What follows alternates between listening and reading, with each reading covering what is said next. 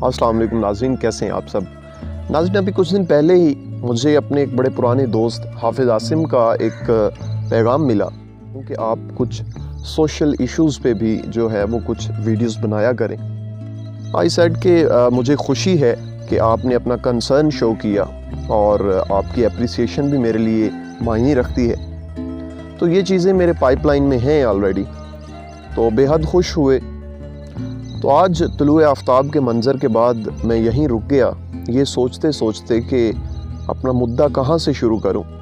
अचानक जो है वो ज़हन में अपने माँ बाप की खिदमत के हवाले से कुछ वाक़यात मेरे ज़हन में घूमे। तो आई थॉट कि चलें हकूक़ल इबाद में चूँकि सबसे ज़्यादा हक़ माँ बाप का है तो उन्हीं से शुरू करेंगे। लेकिन उससे पहले आपको अशफाक साहब की एक बात बताऊं जो काफ़ी अर्सा पहले मैंने पढ़ी थी।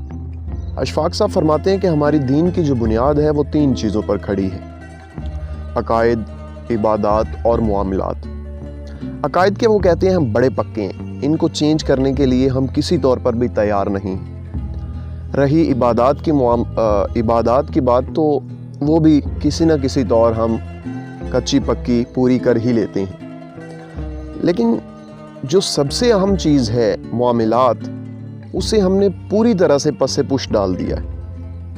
मुआमलात यानी लोगों से आपका बर्ताव, लेन देन, सारे मुआमलात, यानी दूसरे लफ्ज़ों में कह लें हुकूकुल इबाद, उसे हमने बिल्कुल नज़रअंदाज कर दिया है। अगर आप देखें अपने इर्द गिर्द तो आपको नज़र आएगा कि मुआमला कुछ ऐसा ही है।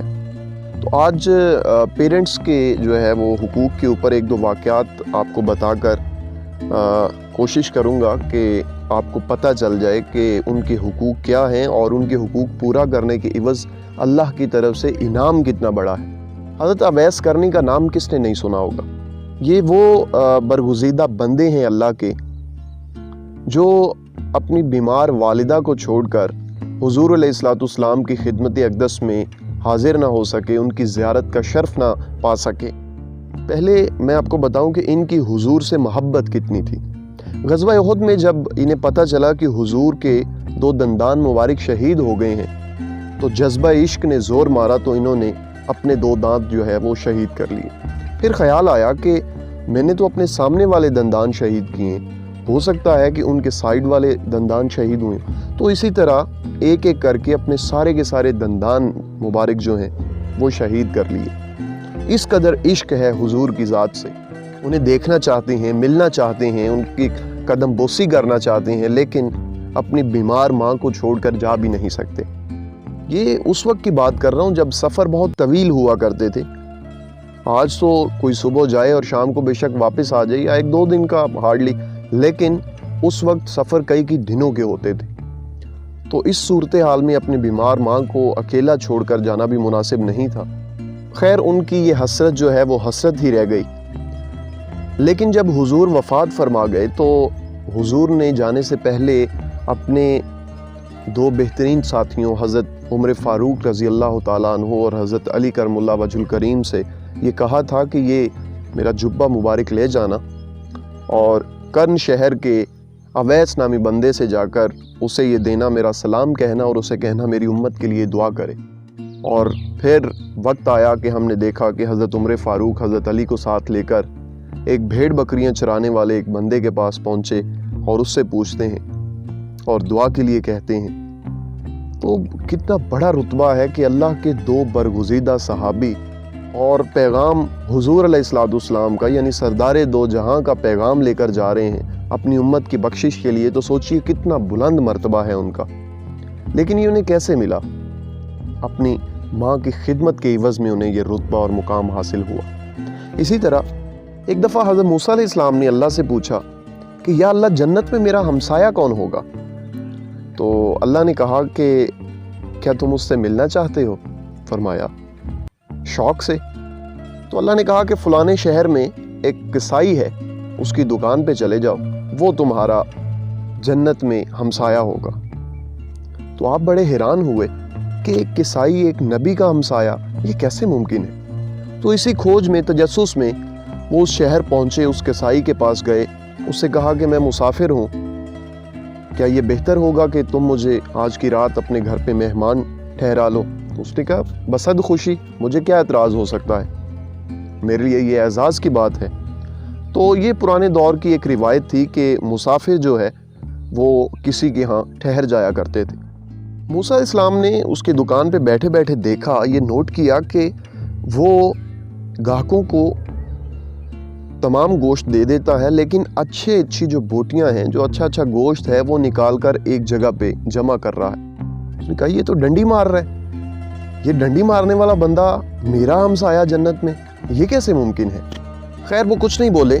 شام ہوئی، دکان کسائی نے بند کی اور حضرت موسیٰ کو ساتھ لیا اور گھر چلے گئے۔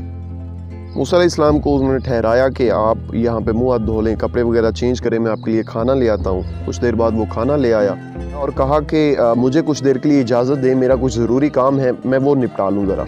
موسیٰ علیہ السلام کو تجسس ہوا کہ اس وقت اسے کون سا ضروری کام آن پڑا ہے۔ تو موسیٰ علیہ السلام جیسے ہی وہ نکلا، اس کے پیچھے ہی چھپتے جو ہے نا وہ بھی چلے گئے۔ وہ ایک کمرے میں داخل ہوا اپنے گھر کے، اس میں دیکھا کہ ایک بوڑھی خاتون جو ہے وہ بستر پہ پڑی ہوئی ہے اور بڑی نحیف آواز میں جو ہے وہ اس سے بات کر رہی ہے۔ یہ اس کے منہ میں دانت چونکہ نہیں ہے اس بوڑھی خاتون کے، تو یہ کسائی جو ہے اپنے منہ میں چبا کر بوٹیاں اور پھر اپنی والدہ کے منہ میں ڈال رہا ہے۔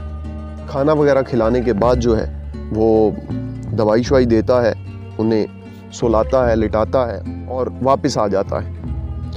موسیٰ علیہ السلام یہ سارا منظر دیکھ رہے ہوتے ہیں، وہ کسائی کی نظروں سے چھپ کر دوبارہ اس بڑھیا کو دیکھنے لگ جاتے ہیں۔ تو وہ بڑھیا کہہ رہی ہوتی ہے کہ اللہ تمہیں جنت میں موسیٰ علیہ السلام کا ہمسایہ بنائے۔ تو موسیٰ علیہ السلام کو سارا معاملہ جو ہے وہ سمجھ آ جاتا ہے۔ وہ صبح واپس آتے ہیں اور اللہ سے کہتے ہیں کہ اپنی والدہ کی خدمت کی وجہ سے تو نے اسے یہ مقام دیا ہے۔ تو اللہ فرماتا ہے بے شک ایسا ہی ہے۔ تو بے شمار ایسے واقعات ہیں تاریخ کے جن میں اپنے ماں باپ کی خدمت کرنے کی وجہ سے انسان کو اتنا بڑا رتبہ اور مقام ملتا ہے کہ انسان اس کا اہل نہیں ہوتا، لیکن یہ اللہ کی کرم فرمائی ہوتی ہے، ماں باپ کی دعا ہوتی ہے۔ مجھے حضور کی وہ بات بھی یاد آتی ہے۔ حضور پر نور رحمت للعالمین صلی اللہ علیہ وآلہ وسلم فرماتے ہیں کہ کاش میری ماں آمنہ زندہ ہوتی، میں عشاء کی نماز میں فرض پڑھ رہا ہوتا اور مجھے آواز دیتی بیٹا محمد میری بات سنو، تو یقین جانیے میں اپنی نماز توڑ کر اپنی ماں کی بات سنتا، ان کا جو بھی کام ہے وہ کرتا اور آ کر پھر اپنی نماز ادا کرتا۔ تو یہ کوئی چھوٹی بات نہیں ہے، سوچنے والے اور سمجھنے والوں کے لیے یہ بہت بڑی بات ہے۔ میری آپ سے یہی درخواست ہے کہ جو کوئی بھی اس ویڈیو کو دیکھ رہا ہے، میری بات سن رہا ہے، اسے چاہیے کہ وہ یہ پیغام دوسروں تک پہنچائے۔ ہمارے ہاں اب والدین کا احترام اس طرح سے نہیں کیا جاتا جس طرح سے کیا جانا چاہیے۔ اولاد نافرمانی بھی کرتی ہے، بدتمیزی بھی کرتی ہے، یہ بے حد دل دکھانے والی بات ہے۔ ماں باپ تمام تر مصیبتیں جو ہیں وہ ہنس کے جھیل لیتے ہیں اولاد کی خاطر، لیکن جب اولاد ان سے بدتمیزی کرتی ہے، اونچی آواز میں بات کرتی ہے، روڈ لہجے میں ان سے بیہیو کرتی ہے، تو یقین جانیے ان کا دل ٹوٹ جاتا ہے۔ اور دل توڑنا تو ویسے ہی کفر کے بعد کہتے ہیں سب سے بڑا گناہ ہے، اور وہ دل پھر جب آپ کے ماں باپ کا ہو تو یہ کتنی بڑی بات ہے۔ خود بھی ان چیزوں پہ سوچئے، اور آپ کی کانٹیکٹ لسٹ میں جو بھی لوگ ہیں آپ کو لگتا ہے کہ آپ کو پتہ ہے کہ جو اپنے پیرنٹس کے ساتھ ناروا سلوک کرتے ہیں، انہیں بھی یہ چیز سمجھائیے کہ وہ جیتے جی اپنے لیے دوزخ جو ہے وہ نہ خریدیں۔